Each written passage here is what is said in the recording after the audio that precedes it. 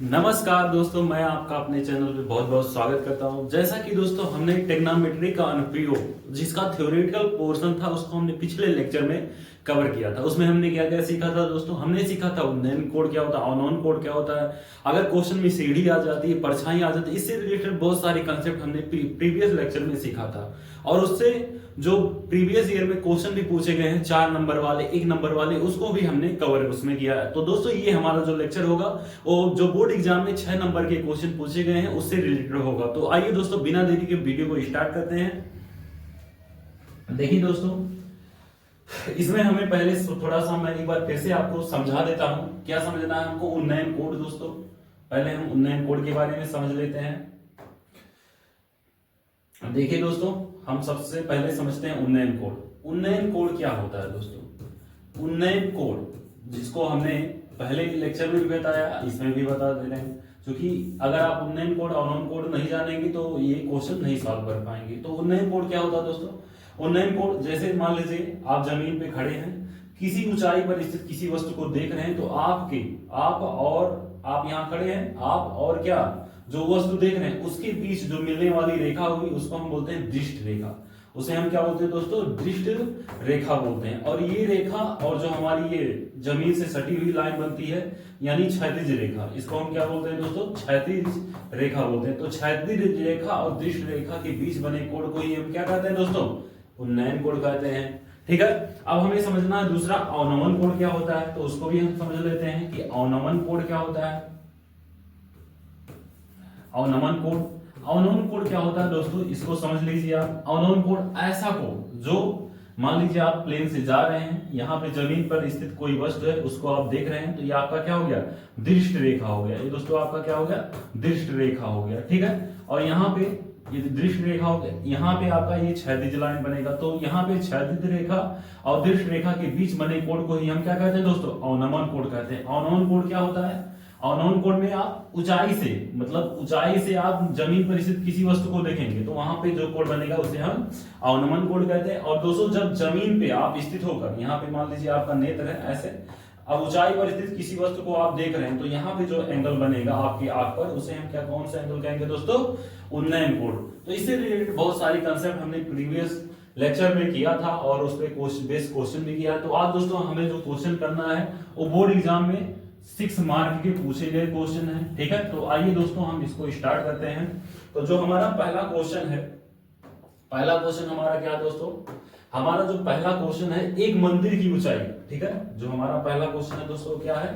इसमें कहा है एक मंदिर की ऊंचाई कितनी है? 15 मीटर है। एक मंदिर की ऊंचाई 15 मीटर है। मंदिर के शीर्ष से सड़क की दूसरी ओर बने भवन के शीर्ष का उन्नयन कोण कितना है? 30 अंश है। भवन के पाद का अवनमन कोण कितना है दोस्तों? भवन के पाद का अवनमन कोण कितना है? 45 अंश। तो सिद्ध कीजिए भवन की ऊंचाई कितनी होगी? 5 कोष्टक में 3 प्लस √3 मीटर होगी। तो आइए दोस्तों इसको हम सॉल्व करते हैं। तो यहाँ पे मान लीजिए कोई क्या है दोस्तों? कोई यहाँ पे मंदिर है, इसको हम थोड़ा सा नीचे कर देते हैं क्योंकि हमारा आगे वाला पोर्शन भी कवर हो जाए। तो ये दोस्तों मान लीजिए कोई मंदिर है, इसको आप मान लीजिए ए और इसको मान लीजिए आप बी। इसकी लंबाई कितनी दी है दोस्तों? 15 मीटर दी है कि ये 15 मीटर ऊंचा है। अब इसके बाद सड़क के दूसरे छोर पे, सड़क के दूसरे छोर पे क्या है दोस्तों? सड़क के दूसरे छोर पे कोई भवन है। ठीक है, अब यहां से जो मंदिर का क्या है शीर्ष पॉइंट है, उससे जो इसका उन्नयन कोण बन रहा है वो कितना बन रहा है दोस्तों? वो बन रहा है यहाँ पे देखिए 30 अंश। यहाँ पे कितना बन रहा है? 30 अंश। अब यहाँ पे दोस्तों ये 30 अंश हो गया। ठीक है, यहाँ पे हम 30 को सही से लिख लेते हैं। यहाँ पे कितना हो गया दोस्तों? 30 अंश हो गया। ठीक है, अब यहाँ पे क्या है क्वेश्चन में कि जो भवन का मंदिर का जो शीर्ष है वो भवन के शीर्ष से कितने अंश का कोण बना रहा है? 30 अंश का कोण बना रहा है। ठीक है, अब हमें भवन के पाद से, भवन का पाद यही है, इसका जो अवनमन कोण है वो कितना है दोस्तों? 45 अंश। यानी ऊंचाई से आप जब किसी नीचे वाली वस्तु को देखेंगे तो आपके जो नेत्र पर बनेगा कोण उसे हम क्या कहेंगे दोस्तों? अवनमन कोण। तो ये कितना हो गया? 45 अंश हो गया। अब यहाँ पे जब ये 45 है तो ये भी क्या हो जाएगा? 45 एकांतर कोण से दोस्तों। आप इसको हमने प्रीवियस लेक्चर में बताया है। अब मान लीजिए जो भवन है ये क्या है दोस्तों? सी है और ए डी हो गया और यहाँ पे कोई पॉइंट हो गया क्या? ई। अब देखिए हमें क्या कहा है क्वेश्चन में, क्वेश्चन में हमें कहा है कि भवन की ऊंचाई क्या थी, यानी इसकी टोटल हाइट कितनी होगी उसको आपको बताना। ये जब 15 है तो ये भी कितना हो जाएगा दोस्तों? 15 हो जाएगा।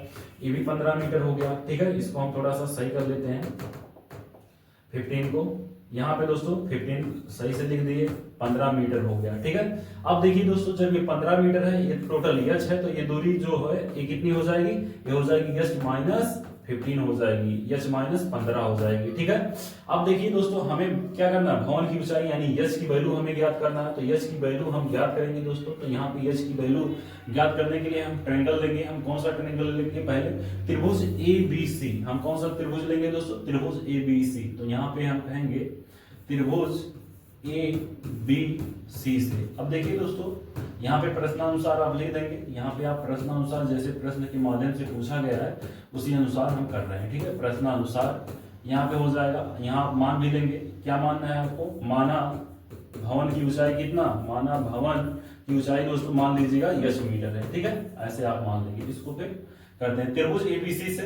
यहाँ पे देखिए दोस्तों, हमें क्या क्या पता है, ये मान लीजिए 15 है। अब यहाँ से यहाँ तक की दूरी नहीं दी है, तो इसको आप मान लीजिए x मीटर है।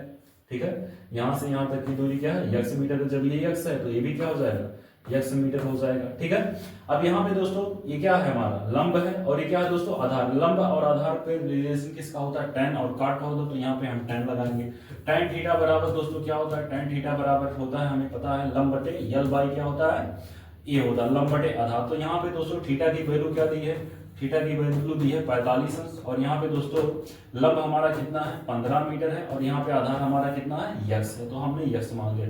tan 45 की वैल्यू 1 होती है। यहाँ पे 15 बाई क्या हो जाएगा, यक्स, और यक्स का मल्टीप्लाई 1 में होगा, तो यक्स बराबर कितना हो जाएगा दोस्तों, 15 मीटर हो जाएगा। ठीक है, आप इसे इक्वेशन फर्स्ट भी मान सकते हैं। यहाँ पे आप इक्वेशन इसको फर्स्ट बना लीजिए। अब दोस्तों हमें भवन की ऊंचाई ज्ञात करना है, तो यहाँ पे टोटल ऊंचाई ज्ञात करना है। ठीक है, तो यहाँ अब हम कहेंगे, अब हम कौन सा त्रिभुज लेंगे दोस्तों, अब हम त्रिभुज लेंगे ये वाला त्रिभुज। ठीक है, त्रिभुज हम लेंगे त्रिभुज BDE से। हम कहेंगे अब त्रिभुज BDE से। तो त्रिभुज BDE से यहाँ पे दोस्तों देखिए थीटा की वैल्यू कितनी दी है, 30। यहाँ पे ये क्या है, लंब है, और ये दोस्तों क्या है, आधार। लंब और आधार किस में होता है, tan में होता है, cot में होता है। तो यहाँ पे हम देखेंगे tan 30 अंश बराबर, यहाँ पे क्या हो जाएगा, लंब हमारा कितना है दोस्तों, h माइनस 15, और आधार कितना है, x है। तो ऐसा कर दीजिए। अब tan 30 की वैल्यू क्या होती है दोस्तों, 1 बाई क्या होती है, √3 होती है। यहाँ पे 1 बाई √3 हो गया, यहाँ h हो गया, और यहाँ पे माइनस 15। अब देखिए दोस्तों, यहाँ पे हमें समीकरण 1 में हमने क्या निकाला, x की वैल्यू 15 निकाली। तो यहाँ पे आप x की वैल्यू आप रख दीजिए, यहाँ 15 हो जाएगा। और कैसे हुआ है ये आप लिख देंगे। यहाँ पे 15 कैसे हुआ दोस्तों, समीकरण 1 से हुआ है। ठीक है, यहाँ आप लिख देंगे समीकरण 1 से।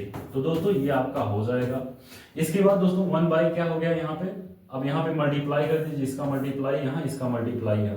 तो यहाँ पे 15 में 1 का मल्टीप्लाई होगा तो 15 ही हो जाएगा। और दोस्तों यहाँ पे √3 का h में होगा तो √3h हो जाएगा। और यहाँ पे दोस्तों माइनस 15 और यहाँ पे √3 हो जाएगा। ठीक है, √3 का हम गुणा कर दे रहे हैं। यहाँ पे 15 है, ये भी कांस्टेंट है, तो ये इस साइड लाएंगे तो पॉजिटिव हो जाएगा। तो 15 प्लस कितना हो जाएगा, 15 √3, और बराबर किसके हो जाएगा दोस्तों, √3h के हो जाएगा। अब यहाँ पे हमें h की वैल्यू चाहिए, तो यहाँ पे हम 15 प्लस 15 रूट क्या हो जाएगा दोस्तों, 3 हो जाएगा, और बाई क्या हो जाएगा, √3। चूंकि यहाँ पे मल्टीप्लाई में इधर आएगा क्या हो जाएगा, डिवीजन में हो जाएगा। इसको सॉल्व करेंगे तो ये वैल्यू आ जाएगी। अब कैसे आएगी इसको हम देखिए करके बताते हैं आपको। 15 को हम लिख सकते हैं दोस्तों, 15 को हम क्या लिख सकते हैं, 5 × 3, और 3 को हम लिख सकते हैं क्या दोस्तों, √3 × √3। तो √3 × √3 लिख दीजिए। अब यहाँ पे दोस्तों क्या है, यहाँ पे क्या है दोस्तों, 15 है, तो 15 हमने पहले कॉमन ले लिया था। ठीक है, यहाँ भी 15 था, यहाँ भी 15 था, 15 हमने कॉमन ले लिया था। तो यहाँ पे बचा 1 प्लस √3, ऐसे बचा। तो यहाँ पे ऐसे आप लिख लीजिए। यहाँ पे क्या हो गया दोस्तों, √3 है, यहाँ √3 से √3 क्या हो गया, कैंसिल हो गया। अब यहाँ पे क्या बचा दोस्तों, 5 √3 बचा। तो यहाँ पे 5 √3 हो गया, और यहाँ पे दोस्तों हमारा बचा है 1 प्लस √3। ठीक है, अब दोस्तों यहाँ पे हमें ये लाना है, तो इसको लाने के लिए देखिए 5 बाहर है, तो 5 आप बाहर रख दीजिए, और रूट का अंदर क्या कर दीजिए, मल्टीप्लाई। तो रूट का 1 में मल्टीप्लाई होगा तो √3 हो जाएगा, और √3 का √3 में मल्टीप्लाई हो जाएगा तो दोस्तों क्या हो जाएगा, 3 हो जाएगा। ठीक है, इसी को आप यहाँ पे आगे पहले लिख दिया है क्या दोस्तों, 3 लिख दिया, तो आप इसको 3 पहले लिख दीजिए। तो यहाँ पे दोस्तों यश की वैल्यू जो है वो हमारी क्या हो जाएगी, यश की वैल्यू आप निकालेंगे, यश बराबर हो जाएगा 5। अब देखिए 3 है, तो 3 आप पहले लिख दीजिए, और यहाँ पे प्लस क्या हो जाएगा, 3 हो जाएगा, ठीक है। और ये क्या हो गया, मीटर हो गया। ये आपका आंसर हो गया। तो उम्मीद करता हूँ दोस्तों ये आपको अच्छे से समझ में आया होगा। इसमें क्या करना था दोस्तों, सबसे पहले यहाँ पे कोई क्या था, यहाँ पे मंदिर था, मंदिर के शीर्ष से कोई भवन है सड़क के उस साइड, उसके शीर्ष का जो उन्नयन कोण बन रहा था वो 30 अंश था, ठीक है। और इसके बाद जो मंदिर का शीर्ष है उससे यहाँ पे जो भवन है, भवन के पाद का उन्नयन कोण 45 था, तो ये भी क्या हो गया, 45 हो गया। और यहाँ से दोस्तों ये tan थीटा वाला फार्मूला लगा कि इसको सॉल्व करेंगे तो आपका आंसर ये आ जाएगा। ये दोस्तों 6 नंबर का क्वेश्चन आपका, इतना यदि आप कर लेते हैं तो 6 नंबर आपका पक्का हो जाएगा दोस्तों। तो दोस्तों आइए हम अगला क्वेश्चन देखते हैं जो ऐसे ही है। तो दोस्तों देखिए हम अगला क्वेश्चन लेते हैं। देखिए हमारा जो अगला क्वेश्चन है क्या है दोस्तों, इसको हम पहले पढ़ते हैं। एक प्रकाश स्तंभ के शिखर से देखने पर समुद्र में 2 जहाजों की अवनोन कोण 30 तथा 45 अंश है। यदि प्रकाश स्तंभ के एक ही ओर एक जहाज दूसरी जहाज के ठीक पीछे 50 मीटर की दूरी पर है तो समुद्र तल से प्रकाश स्तंभ की ऊंचाई ज्ञात कीजिए। तो दोस्तों इसमें हमें सेम वही कंसेप्ट लगा के सॉल्व करना है। मान लीजिए क्या करना है, एक 2 जहाजें हैं, ठीक है। एक जहाज यहाँ पे है और एक जहाज दोस्तों यहाँ पे है, ठीक है। और यहाँ पे कोई क्या है, यहाँ पे क्या है दोस्तों, एक प्रकाश स्तंभ के शिखर से, प्रकाश स्तंभ है उसके शिखर से देख रहे हैं, ये प्रकाश स्तंभ हो गया।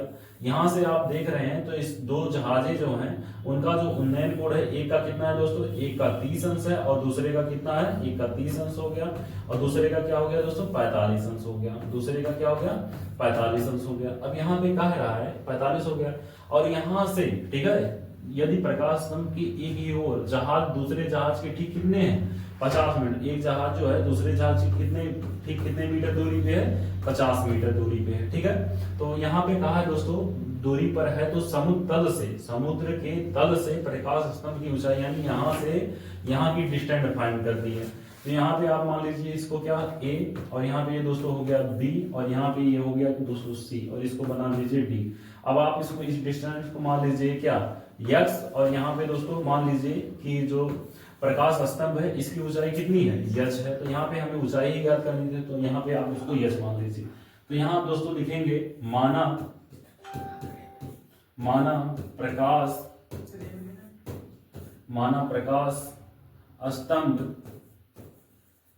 प्रकाश स्तंभ की ऊंचाई बराबर क्या हो जाएगा दोस्तों, h मीटर हो जाएगा। माना प्रकाश स्तंभ की ऊंचाई दोस्तों क्या हो जाएगा, h मीटर हो जाएगा, ठीक है। अब इसके बाद क्या कहा है दोस्तों, इसके बाद इसमें कहा है हमने इतना कर दिया, मान लिया कि जो प्रकाश स्तंभ है उसकी ऊंचाई h मीटर होगी। अब दोस्तों यहाँ पे हमें इसकी जो ऊंचाई है इसको फाइंड करनी है। तो यहाँ कहेंगे दोस्तों, यहाँ पे हम कहेंगे त्रिभुज। अब त्रिभुज, ये वाला त्रिभुज ले लीजिए, ठीक है।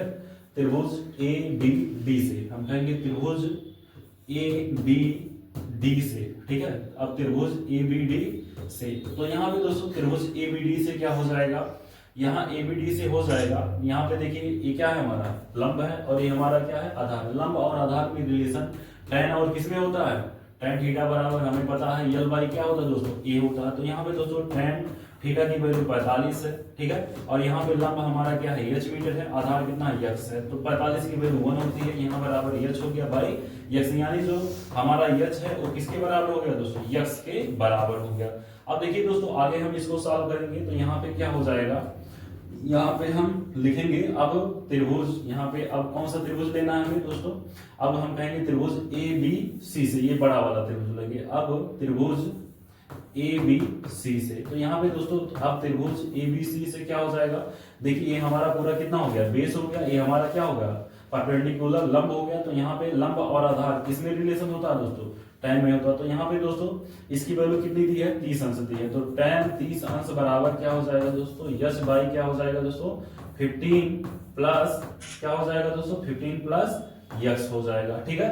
अब यहाँ पे हमें दोस्तों पता है, हमें क्या पता है दोस्तों, tan 30 की वैल्यू क्या होती है, 1/√3 होती है, बराबर h यहाँ पे दोस्तों 50 प्लस क्या हो जाएगा, यक्स हो जाएगा। ठीक है, अब यहाँ पे इसका मल्टीप्लाई आप यहाँ कर दीजिए, इसका मल्टीप्लाई आप यहाँ कर दीजिए। तो यहाँ पे दोस्तों इसका मल्टीप्लाई करेंगे तो 1 में 50 का मल्टीप्लाई 50 प्लस यक्स का मल्टीप्लाई करेंगे तो यही हो जाएगा। यहाँ पे √3h है तो इसका मल्टीप्लाई यहाँ पे आप करेंगे तो दोस्तों हो जाएगा √3h हो जाएगा। अब दोस्तों क्या करना है, यहाँ पे यक्स की वैल्यू किसके बराबर है, h की, तो यहाँ पे आप h रख दीजिए। तो यहाँ पे हो गया दोस्तों 50 प्लस यहाँ पे h हो जाएगा। कैसे होगा, समीकरण इसको बना दीजिए 1, तो यहाँ लिख देंगे आप समीकरण 1 से, तो यहाँ हो जाएगा √3h बराबर क्या हो जाएगा दोस्तों, यहाँ पे आप लिख देंगे समीकरण 1 से। यहाँ पे कैसे हुआ है, समीकरण 1 से, समीकरण 1 से क्या हो गया, यहाँ पे x की वैल्यू किसकी बराबर होगी, h के, तो यहाँ पे x की वैल्यू h की बराबर थी तो वहां पे हमने ऐसा रख दिया। अब क्या करना है दोस्तों, यहाँ पे हम कहेंगे 50 बराबर यहाँ पे √3h माइनस, ये पॉजिटिव है बराबर की उस साइड जाएगा नेगेटिव में हो जाएगा। ठीक है, अब यहाँ पे 50 बराबर क्या हो जाएगा दोस्तों, h आप कॉमन ले लेंगे तो यहाँ पे हो जाएगा √3 माइनस क्या हो जाएगा दोस्तों 1 हो जाएगा। ठीक है, अब यहाँ पे क्या करना है दोस्तों, यहाँ पे h की वैल्यू हमें चाहिए तो h अंडर रूट यहाँ पे 3 माइनस 1 और यहाँ पे दोस्तों क्या है, यहाँ पे है क्या 50, इसके बराबर हमने क्यों साइड चेंज कर दिया। ठीक है, अब यहाँ पे दोस्तों ये हमारा क्या है, ये हमारा मल्टीप्लाई में बराबर किस साइड जाएगा, किस में हो जाएगा, डिवीजन में हो जाएगा। तो 50 बटे कितना हो जाएगा √3 यहाँ पे -1। अब दोस्तों यदि आप यहाँ तक भी छोड़ देते हैं तभी आप 4 नंबर पा जाएंगे, बट यहाँ पे हमें इसको पूरा सॉल्व करना तो इसका हम रेसिप्रोकल कर देंगे, परमेयीकरण कर देंगे। तो √3 प्लस 1 से क्या कर देंगे दोस्तों, नॉमिनेटर और डिनोमिनेटर में मल्टीप्लाई कर देंगे। तो यहाँ पे जब आप करेंगे इसका मल्टीप्लाई 50 में जब मल्टीप्लाई करेंगे तो 50 यहाँ पे हो जाएगा √3 प्लस 1 हो जाएगा। और यहाँ पे दोस्तों नीचे क्या हो जाएगा, यहाँ पे √3 यानी a प्लस बी और a माइनस बी, तो यहाँ a square minus B square का फार्मूला बन गया। तो √3 का स्क्वायर माइनस 1 का स्क्वायर, 1 का स्क्वायर दोस्तों 1 ही होगा तो ऐसे आप इसको लिख दीजिए, ये बराबर h के हो गया। अब देखिए दोस्तों आगे क्या करना है, h बराबर आप कहेंगे यहाँ पे दोस्तों 50 है, 50 हो गया, यहाँ पे √3 है, √3 प्लस 1 हो गया। अब दोस्तों √3 का स्क्वायर करेंगे तो क्या हो जाएगा 3 और यहाँ पे 1 क्या है स्क्वायर, 1 का स्क्वायर 1 ही होगा। अब यहाँ पे दोस्तों हो गया 50 अंडर √3 प्लस 1 हो गया। ठीक है, अब यहाँ पे दोस्तों हमारा 3 से 2 सब्ट्रैक्ट हो जाएगा तो 2 हो जाएगा, 2 से यहाँ काटेंगे तो कितना हो जाएगा 25 हो गया। यानी जो हमारा आंसर हो गया वो आंसर क्या आ गया दोस्तों, यहाँ पे हो गया 15 हो गया, 25 हो गया। तो यश की वैल्यू जो है वो कितनी होगी दोस्तों, यहाँ पे इसको हम थोड़ा सही से लिख देते हैं। यहाँ पे दोस्तों हमारी जो यश की वैल्यू आ जाएगी, यश की वैल्यू हमारी क्या आएगी दोस्तों 25 यहाँ पे दोस्तों, और अंडर रूट में क्या रहेगा √3 और यहाँ पे प्लस 1 हो जाएगा, ये हमारा एग्जैक्ट आंसर आ जाएगा। ठीक है दोस्तों, यदि आप इतना कर लेते हैं तो आपका 6 नंबर बोर्ड एग्जाम में पक्का हो जाएगा। तो उम्मीद करता हूं दोस्तों ये आपको क्वेश्चन अच्छे से समझ में आया होगा। तो हम अगला क्वेश्चन देखते हैं। हमारा अगला क्वेश्चन क्या है भाई, देखिए हमारा अगला क्वेश्चन क्या है, यहाँ पे कहा है, क्या कहा है, एक 80 मीटर चौड़ी सड़क के, ठीक है, एक 80 मीटर चौड़ी क्या है सड़क के दोनों ओर आमने सामने ऊंचाई वाले 2 स्तंभ लगे हुए हैं। ठीक है, 80 मीटर कोई क्या है दोस्तों सड़क है, ऐसे आप इसका फिगर बनाएंगे, 80 मीटर क्या कर देंगे सड़क कर देंगे, 80 मीटर का कोई सड़क है, इसको मान लीजिए कोई पॉइंट है ए और इसको मान लीजिए दोस्तों बी। इसके बाद क्या कर रहा है, सड़क के दोनों ओर, ठीक है, सड़क के दोनों ओर आमने सामने ऊंचाई वाले, मतलब यहाँ पे आमने सामने समान ऊंचाई। अब दोस्तों यहाँ पे वर्ड हमें ध्यान रखना है, समान ऊंचाई वाली, यानी जो स्तंभ है यहाँ पे, ठीक है, यहाँ पे दोनों जो खंबे हैं वो क्या है समान ऊंचाई के हैं। ठीक है, खंबे लगे हुए हैं, इन दोनों खंभों के बीच सड़क के, ठीक है, एक बिंदु से खंभों की शिखर का उन्नयन कोण 60 और 30 है। यानी जो है यहाँ पे किसी बिंदु से इसका जो है क्या है दोस्तों उन्नयन कोण, एक का उन्नयन कोण कितना है 60 है और दूसरे का उन्नयन कोण क्या है दोस्तों 30 है, दूसरे का उन्नयन कोण क्या है 30 है। तो यहाँ पे आप 60 बना दीजिए या तो 30 बना दीजिए, तो यहाँ हम 30 बना दे रहे हैं, यहाँ पे हम क्या बना दे रहे हैं दोस्तों 60 अंश बना दे रहे हैं। और यहाँ पे जो प्रकाश स्तंभ है ए है, इसको भाई सी कर दे रहे हैं, और यहाँ पे बी है, इसको हम क्या कर दे रहे हैं डी कर दे रहे हैं। और यहाँ पे जहाँ पे कट कर रहे हैं दोनों, तो ये इसको बना दीजिए आप ई बना दीजिए। अब दोस्तों यहाँ पे देखिए टोटल 80 है, आप इसको मान लीजिए यक्स, आप इसको क्या मान लीजिए, यहाँ से यहाँ तक की दूरी क्या होगी यक्स। और ये बची दूरी क्या हो जाएगी दोस्तों, बची जो हमारी दूरी होगी यहाँ से यहाँ तक ई से बी तक, वो क्या हो जाएगी दोस्तों 80 माइनस क्या हो जाएगा यक्स हो जाएगा मीटर। ठीक है, अब देखिए यहाँ पे जो हमारा स्तंभ है वो क्या है, समान ऊंचाई का है, यानी प्रकाश स्तंभ की ऊंचाई आप मान लेंगे क्या यच मीटर। आपको क्या ज्ञात करना है, खंभों की ऊंचाई भी ज्ञात करनी है और खंभों से बिंदु की दूरी भी ज्ञात करनी है। तो यहाँ पे दोस्तों हम इसको ज्ञात करते हैं, खंभों की ऊंचाई और खंभों से बिंदु की दूरी ज्ञात कीजिए। तो आइए दोस्तों हम इसको सॉल्व करते हैं। तो यहाँ पे हम क्या करेंगे, पहले कोई आप ट्रायंगल ले लीजिए। यहाँ पे हम पहले मान लेते हैं, यहाँ पे हम लिखेंगे माना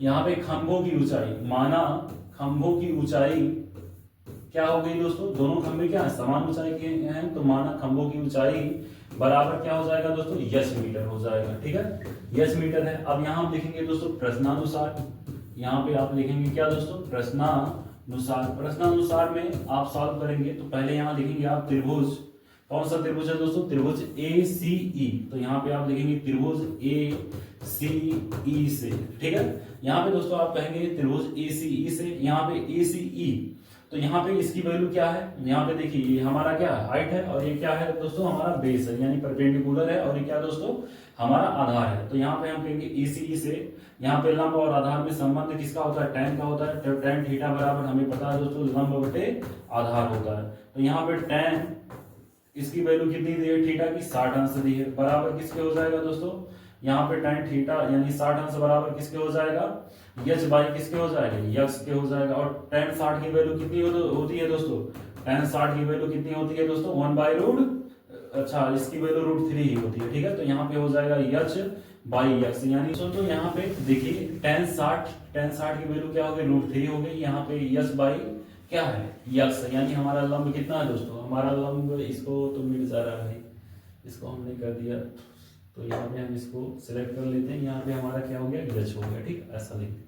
यहाँ पे देखिए दोस्तों, यहाँ पे हमारा लंब क्या है, यहाँ हमारा लंब यच है और हमारा यहाँ पे जो है बेस क्या है यक्स है।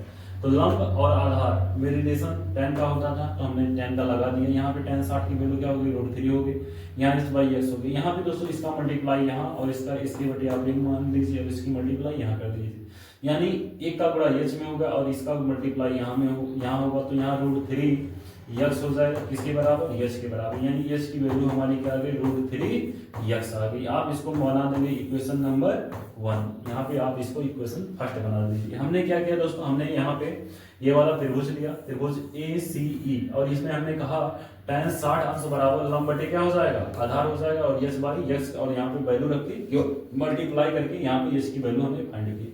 अब दोस्तों अब हम आ जाते हैं, अब त्रिभुज हम ले रहे हैं BDE। ठीक है, अब हम कहेंगे यहाँ पे यही लिख दीजिए आप, जगह है थोड़ा सा। अब त्रिभुज BDE से, अब त्रिभुज BDE से यहाँ पे दोस्तों त्रिभुज BDE से क्या हो जाएगा, यहाँ पे tan 30 अंश हो जाएगा। tan 30 की वैल्यू कितनी दी है दोस्तों, tan 30 की वैल्यू दी है क्या, यहाँ पे इसकी वैल्यू लंब कितना है यच है और आधार इसका कितना है दोस्तों 80 माइनस यक्स है। ठीक है, आप इसका मल्टीप्लाई कर देंगे।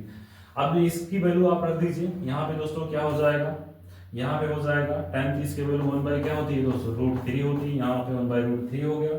इसकी मल्टीप्लाई कर दीजिए, यहाँ पे वैल्यू रख के यच हो जाएगा, यहाँ पे कितना हो जाएगा दोस्तों 80 माइनस यक्स हो जाएगा। ठीक है, अब इसका मल्टीप्लाई यहाँ, इसका मल्टीप्लाई यहाँ पे दोस्तों हो गया क्या, यहाँ पे हो जाएगा √3 यच हो जाएगा। यहाँ पे दोस्तों आप इसका मल्टीप्लाई इसमें करेंगे तो √3 यच हो जाएगा। इसका मल्टीप्लाई आप यहाँ करेंगे तो क्या हो जाएगा 80 माइनस क्या है यक्स, ऐसे आप रख देंगे। अब देखिए दोस्तों यहाँ पे √3 हमने ऐसे लिख दिया। यहाँ पे दोस्तों यच की वैल्यू क्या है, यच की वैल्यू आपने क्या निकाला है √3 यक्स निकाला है, तो आप यहाँ √3 यक्स लिख सकते हैं। ठीक है, √3 यक्स हो गया। यहाँ पे दोस्तों 80, ठीक है 80 माइनस यक्स। अब देखिए इसका √3 में मल्टीप्लाई होगा तो क्या हो जाएगा दोस्तों, यहाँ पे हो जाएगा क्या 3 हो जाएगा 3 यक्स। अब यहाँ पे दोस्तों बराबर 80 माइनस यक्स, ये दोस्तों माइनस में बराबर किस साइड आएगा क्या हो जाएगा पॉजिटिव हो जाएगा, प्लस में हो जाएगा। तो यहाँ पे 3 यक्स प्लस यक्स बराबर क्या हो जाएगा दोस्तों 80 हो जाएगा। और यहाँ पे दोस्तों 3x में यक्स जोड़ेंगे तो क्या हो जाएगा 4x बराबर क्या हो जाएगा 80। और यहाँ से काट देंगे 4 दूना 8, यानी x की वैल्यू क्या आ जाएगी दोस्तों 20 आ जाएगी। x की वैल्यू हमारी कितनी हो गई 20 हो गई। अब x की वैल्यू जब हमारी 20 हो गई तो यहाँ पे जो ये दूरी है यानी इसके जो एक स्तंभ है उसकी जो है यहाँ पे जो पॉइंट है उसके बीच की दूरी क्या होगी यहाँ पे 20 हो गई, यानी x की वैल्यू क्या होगी दोस्तों हमारा 20 आ गया। ठीक है, और यहाँ पे 80 माइनस x यानी 80 से 20 घटा देंगे तो ये जो वैल्यू है वो कितनी हो जाएगी दोस्तों, इसकी वैल्यू हमारी आ जाएगी 80 माइनस 20 यानी 60 आ जाएगी। ये वैल्यू 60 होगी। अब हमें h की वैल्यू फाइंड करना है, तो हमें पता है दोस्तों यहाँ पे h जो है h किसके बराबर है, h बराबर है हमारा h बराबर किसके है दोस्तों √3। ठीक है, और यहाँ पे x की वैल्यू हमने कितनी निकाली है 20 निकाली है, तो यहाँ पे 20 कर देते हैं। तो यानी h की हमारी जो वैल्यू है प्रकाश स्तंभ की ऊंचाई 20 रूट क्या हो जाएगा 3 मीटर हो जाएगा। तो ये दोस्तों आपको अच्छे से समझ में आया होगा। तो ऐसे क्वेश्चन बोर्ड एग्जाम में बहुत ही ऐसे कंसेप्चुअल क्वेश्चन पूछे गए हैं। ये अगर आपका कंसेप्ट क्लियर है तो आने वाला जो भी क्वेश्चन रहेगा इससे हाइट एंड डिस्टेंस से रिलेटेड तो उसको आप अच्छे से सॉल्व कर पाएंगे। तो दोस्तों उम्मीद करता हूँ ये वीडियो आपको अच्छी लगी हो। यदि वीडियो अच्छी लगी हो तो आप इसको लाइक करिए, अपने दोस्तों के साथ शेयर करिए तथा चैनल को सब्सक्राइब करिए। धन्यवाद दोस्तों।